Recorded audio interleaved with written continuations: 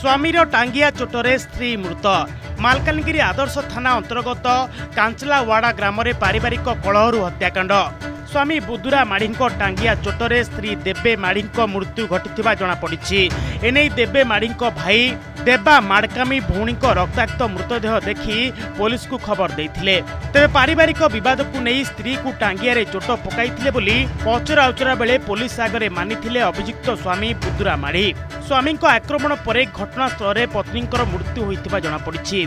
एने मालकानगिरी आदर्श थाना एतला रुजु होगा पर पुलिस घटनास्थल में पहुंची मृतदेह जबत कर शव व्यवच्छेद पठाई। मामलें अभियुक्त स्वामी बुदुरा गिरफ पर कोर्ट चालाण कर हत्याकांड में व्यवहृत टांगिया को जबत करिछि पुलिस।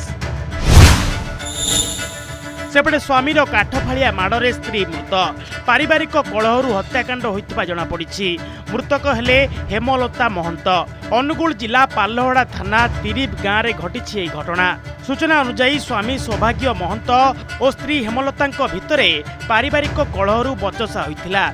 एथिरे उत्क्षिप्त होई पाखरे थिबा एक काठ फाड़िया स्त्री मुंड को प्रहार करथिला अभियुक्त स्वामी सौभाग्य। फल घटनास्थल ही तांकर मृत्यु होइतिबा पड़ोसी पुलिस को सूचना दैछन्ति। तेबे मृतकक भाई अभियोग आधार में पुलिस घटनास्थल में पहुंची स्वामी को थाना को आनी अटक रखिथिबा बेले मृतदेह को जबत करी अधिक तदंत जारी रखिछि। विद्यालय में पशि युवक उन्मत्त कांड। शिक्षक और शिक्षयित्री को गाड़ीगुलज और भंगारुजा। खोर्धा जिला बालीपाटना थाना बरदापड़ा सरकारी प्राथमिक विद्यालय में देखा एमिति समस्या। स्कूल रे पाठपढ़ा चली बेले जड़े असामाजिक युवक श्रेणी मध्य को पशि गाड़ीगुलज करते, जहां विरोध करी शिक्षक श्रेणी बाहर को आनी ग्रिल बंद करते। फल युवक जनक उत्त्यक्त होई ग्रिल को गोईठा मारी ठेलापेला करी किछि समय धरी उन्मत्त कांड घटाई, जहां नहीं छात्र छात्री माने भयभीत हो जाइथिले। एही घटना को नहीं विद्यालय पक्षरु बालीपाटना थाना रे अभियोग होईछि। खबर पाई पुलिस तदंत जारी रखी अभियुक्त को खोजाखोजी करुथिले मध्य धरिबारे सफल होइनी। अभियुक्त को तुरंत गिरफ करबा को दाबी हेउछि। पूर्व शत्रुता को केंद्र करी विभत्स हत्याकांड। अभियुक्त गिरफ सीन रिक्रिएशन कला पुलिस। कोरापुट जिला बोरीकुमा ब्लॉक रे पूर्व शत्रुतारू जड़े व्यक्ति को गतकाली निर्मम भावे हत्या करा जायछि। मृतक हेले बिसिंगपुर थाना अंतर्गत कामता गाँव 55 वर्षीय जगबंधु कमार।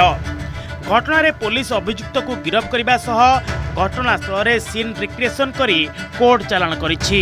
मिलिथिबा सूचना अनुसार पूर्वरु सोनू जानी और जगबंधु मध्य मारपीट होइथिला। एही घटना रे जीवन रु मारिदेबाकू धमक अभियोग रे सोनू पूर्वरु जेल जाइथिला। निकटरे सोनू जेल रु बाहरी थिबा बेले प्रतिशोध परायण होई गतकाली जगबंधु को हत्या करिथिला।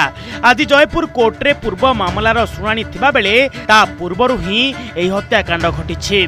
खबर पाई पुलिस और फोरेंसिक टीम घटनास्थल में पहुंची छानबीन आरंभ करथिले। पुलिस अभियुक्त सोनू को गिरफ करबा परे घटनास्थल को नहीं क्राइम सीन रिक्रिएशन करथिला एवं परे ताकू कोर्ट चालाण करा जायछि। झुलंता अवस्था ओएपीएफ कनेस्टेबल मृतदेह उद्धार।